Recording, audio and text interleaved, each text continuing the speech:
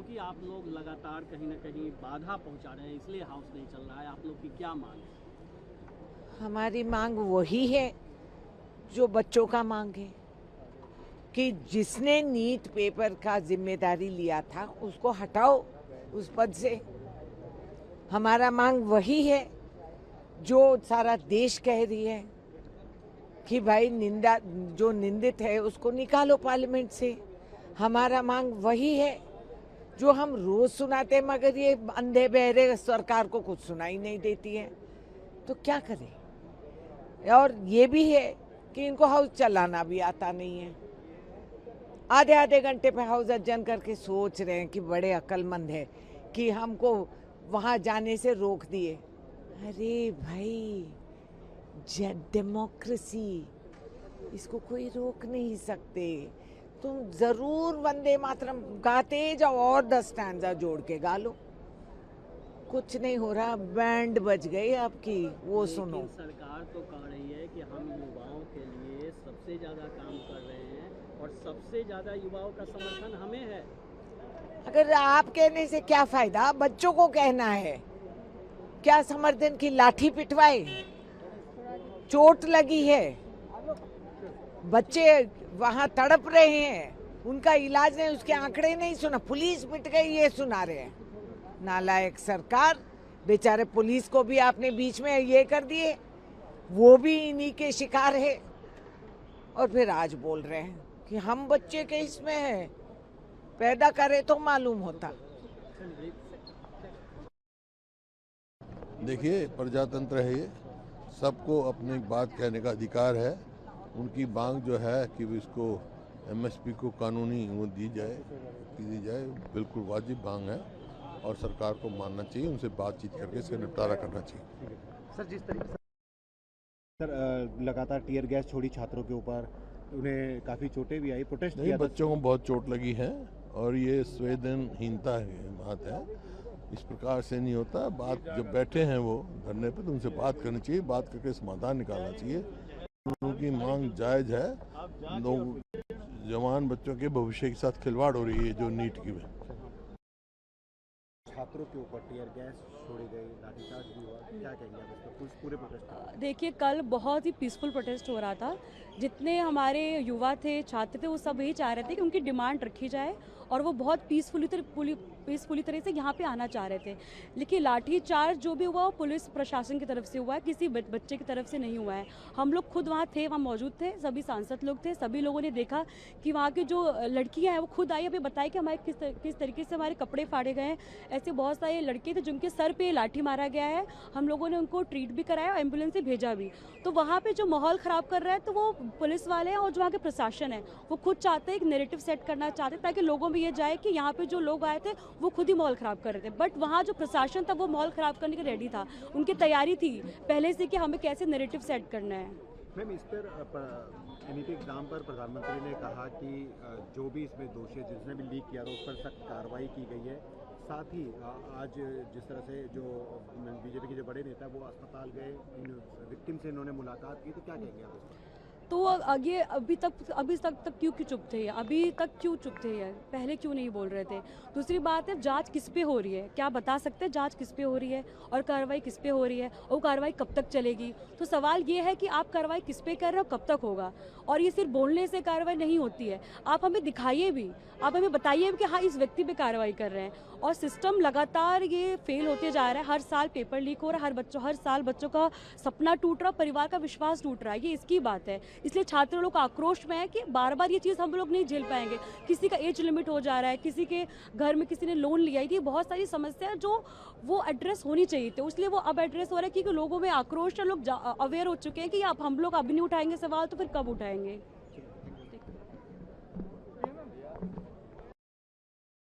क्या कहेंगे आप इस पर, पूरे प्रोटेस्ट को लेकर लगातार बीजेपी की तरफ से ये आह्वान किया गया था कि कल ये लोग संसद मार्च करेंगे? देखिए, कल दो रुख थे। एक तो सरकार के तरफ से काला दिन था हमारे देश के लिए, जिस तरीके से आप जिक्र कर रहे हैं, लाठीचार्ज हुआ, सिविल यूनिफॉर्म में पुलिस ने लाठीचार्ज किया छात्रों पे, छोटे छोटे बच्चियों का कपड़ा फाड़ा गया, वहाँ पे टीयर गैस के गोले बरसाए गए। और पथराव भी हुआ। हमने वो भी खबर देखी जब सुबह 6 बजे ट्रक भर करके पत्थर की गाड़ी वहाँ पे पहले से ही खड़ी कर दी गई थी। पुलिस द्वारा टूटी हुई गाड़ियाँ पहले से ही प्लांटेड थी। और मैं जब पूरा समाजवादी प्रतिनिधिमंडल गया और मैं खुद जब वहाँ पे मौजूद था, हमने देखा किस तरीके से आरएसएस और भाजपा के गुंडे थे वहाँ पे जो अराजकता फैला रहे थे। हमने वो फर्स्ट हैंड जिक्र वहाँ पे देखा और हमारे पे भी लाठीचार्ज किया गया, सांसदों पे भी लाठीचार्ज किया गया, हमारे भी बटन और कपड़े फाड़ने की कोशिश की गई। लेकिन मैं धन्यवाद दूंगा, बहुत से स्टूडेंट्स ही सिर्फ कल नहीं आए थे, बड़े बुजुर्ग लोग भी आए थे और बच्चे भी आए थे जो आगे चल कर के एग्ज़ाम का पेपर देंगे, जो इस देश को बचाने के लिए आए थे। एक जो मरा हुआ देश था उसको कल जिंदा करने का काम अगर किसी ने किया तो वो इस देश की जनता ने किया था। लेकिन जिस तरीके से बर्ताव रहा है, आज भी प्रधानमंत्री जी ने सुबह भी कल का जिक्र नहीं किया। उनके 3 मुद्दों की मांगे जो कल वहाँ पे 2 घंटे बैठे रहे, उनके बड़े मंत्री के पास गए थे, उन मांगों को लेकर के भी जिक्र नहीं किया गया कि वो मांगे मानी जाएंगी कि नहीं मानी जाएंगी। उनकी 3 मांगे हैं। 3 मांगे में से 1-2 मांगे तो कल मान ली जानी चाहिए थी, लेकिन रात भर अभी भी जंतर मंतर पे स्टूडेंट्स बैठे हुए हैं उन मांगों को लेकर के। समाजवादी पार्टी जितने भी विपक्षी दल हैं उनके साथ मजबूती से खड़े हैं ह्यूमैनिटी के नाम पे। ये क्योंकि कोई पॉलिटिकल पार्टी का प्रोटेस्ट नहीं है। यहाँ पे संसद में भी आवाज़ नहीं उठाने दी जा रही है, बाहर भी नहीं आवाज़ उठाने दी जा रही है। जो हत्या हो रही है लोकतंत्र की, यहाँ पे भी तानाशाही है, बाहर भी तानाशाही है, उसके खिलाफ कल एक विरोध प्रदर्शन था।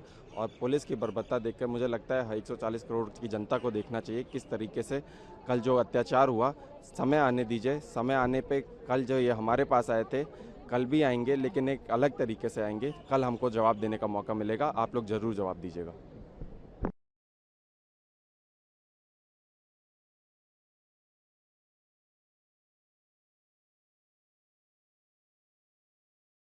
आप ब्लैक पेन का विरोध कर रहे हैं, भरोसा लग जाएगी।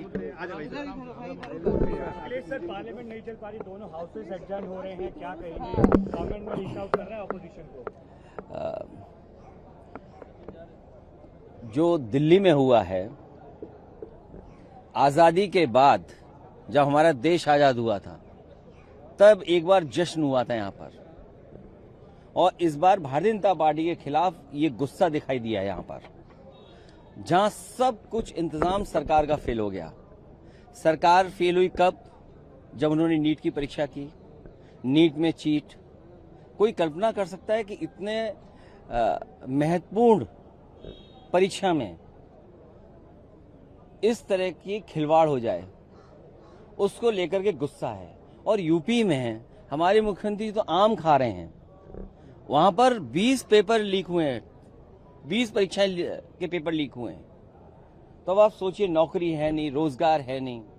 आप कहते हैं कि इन्वेस्टमेंट आ रहा है, आप कहते हैं हम विश्व गुरु बनने जा रहे हैं, आप कहते हैं विकसित भारत बनने जा रहा है, आप कहते हैं कि हमारी ग्रोथ रेट ये है।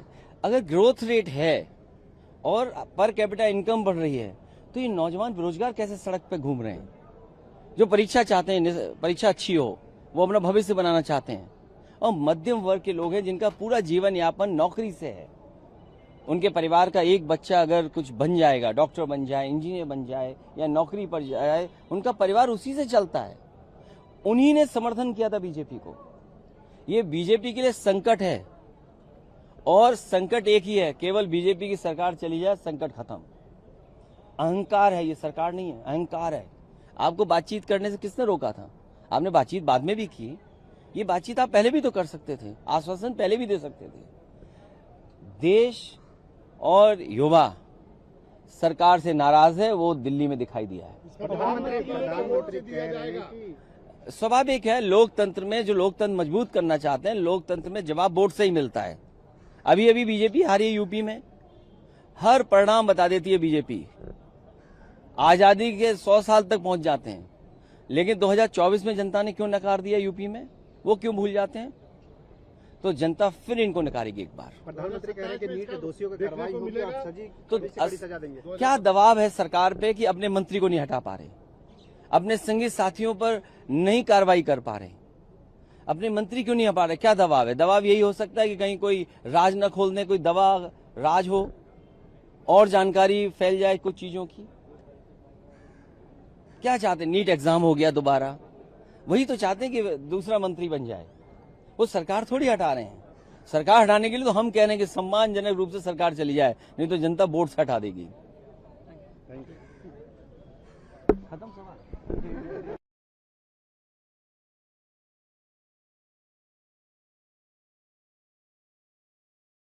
क्या मैसेज? नहीं, प्रधानमंत्री जी ने बिल्कुल स्पष्ट कहा, करेक्ट कहा कि लोग विद्या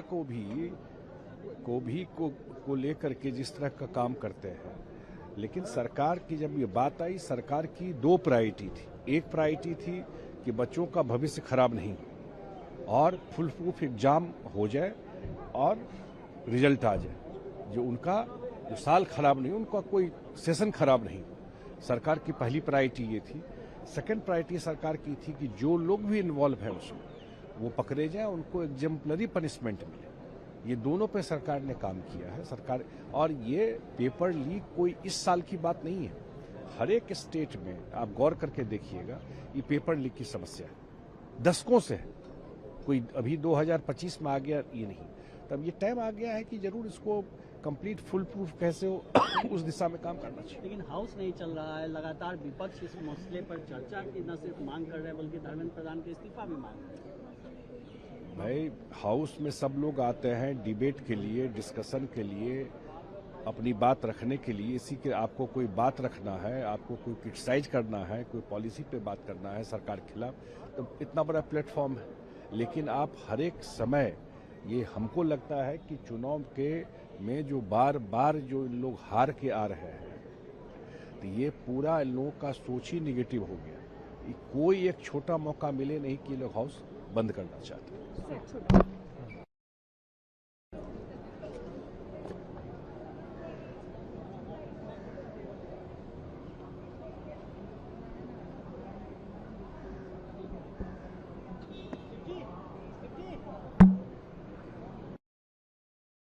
कल के लिए भी स्थगित कर दी गई है। आखिर चर्चा कब होगी, कैसी होगी, किन मुद्दों पे होगी? ये सवाल तो आपको सरकार से पूछना चाहिए, प्रधानमंत्री से पूछना चाहिए।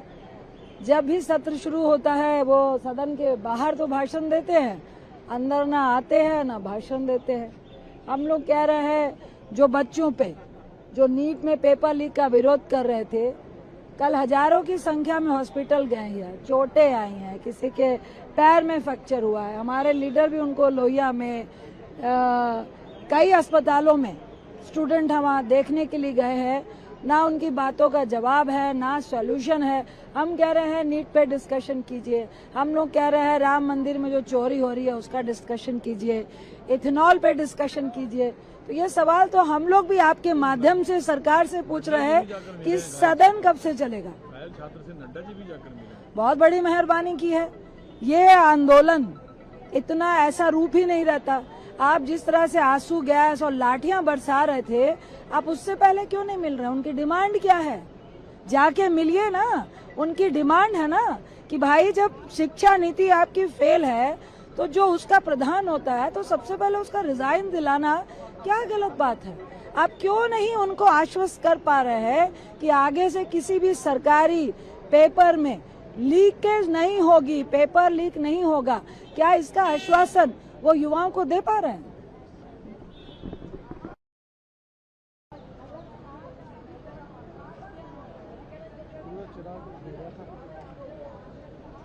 अपनी टीम उधर भी है, तीसरा दिन कल हो जाएगा, चर्चा हो नहीं पा रही है। देख, गवर्नमेंट चर्चा करना नहीं चाहती, गवर्नमेंट चर्चा से बचती है, इसलिए कोई मामला उठता है वैसे हाउस स्थगित हो जाता है। किसी को अपनी बात कहने की भी इजाजत नहीं दी जा रही है कि क्या हमारी गाड़ी आ गई। घायल छात्र से सरकार भी संवेदनशीलता दिखा रही है। नड्डा जी भी जाकर मिलते हैं, राहुल गांधी मिलते हैं, कल सपा की पूरी डेलीगेशन जाकर मिली थी।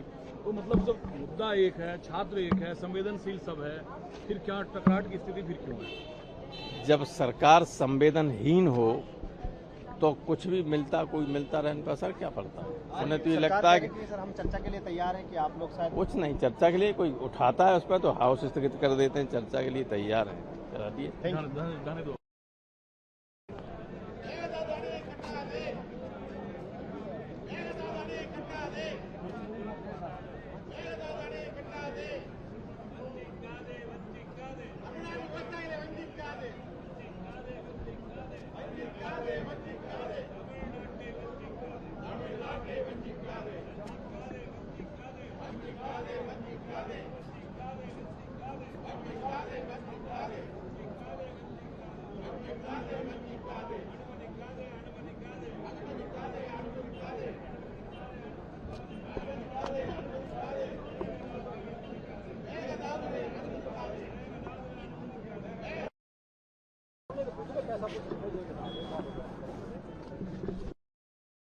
तम्बी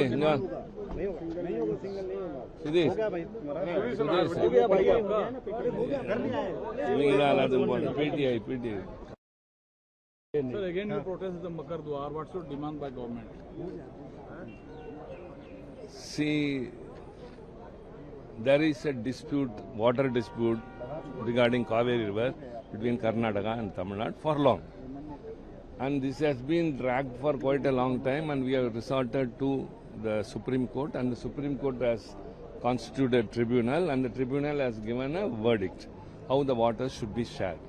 And one very important suggestion in that is the upper riparian states should not do anything without the consent of the lower riparians. But now the Karnataka state is trying to construct a dam across the Kaveri at Meghadadu.